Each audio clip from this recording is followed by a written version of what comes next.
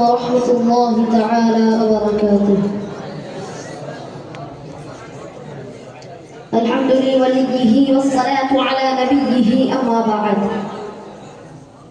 فأعوذ بالله من الشيطان الرجيم. بسم الله الرحمن الرحيم. واعتصموا بحبل الله جميعا ولا تفرقوا.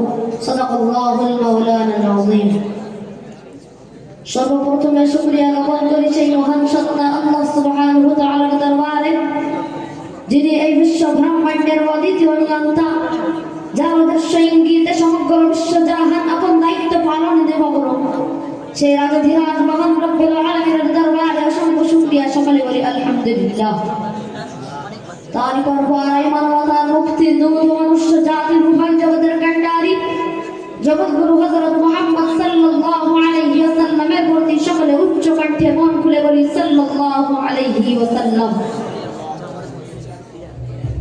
অতঃপর আজকের এই সাংস্কৃতিক অনুষ্ঠানের সম্মানিত সভাপতি এবং এই অনুষ্ঠানের জ্ঞানী গুণী সদক্ষ প্রচারক মণ্ডলী, সম্মুখে উপস্থিতি সর্বস্তর শ্রোতা মণ্ডলী, শ্রেণী বিশেষ সকলকে আমার হৃদয় নিন্দানো ভালোবাসা ও অভিনন্দন জানিয়ে আজকের এই সাংস্কৃতিক অনুষ্ঠানের নির্ধারিত বিষয়বস্তু থেকে আমার চয়নকৃত বর্তমান যুগ ও সন্ধিক্ষণে মুসলিমদের কর্তব্য নিয়ে কিছু কথা আলোকপাত করার জন্য আমি এখানে ধন্যবান হয়েছি।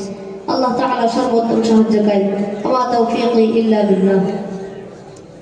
প্রিয় উপস্থিতি, বর্তমান যুগ ও সন্ধিক্ষণে বিশ্ব সমাজের দিকে দৃষ্টিপাত করলে দেখতে পাওয়া যাবে এ যুগে জ্ঞান, বিজ্ঞান, তথ্য প্রযুক্তির এক বিস্ময়কর অগ্রগতি।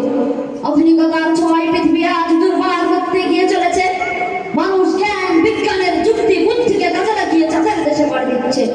চিন্তা করি, আধুনিক বিশ্বের চরম উন্নতির যুগে মুসলিম জাতির দিকে তাকালে দেখতে পাওয়া যাবে তারা নিজেদের সাংস্কৃতিক সভ্যতাকে বেমালুম ভুলে যে নৈতিক ও চারিত্রিক অবক্ষয়ের কারণে মুসলিমদের কাছে অন্যায় আর জুলুমের শিকার।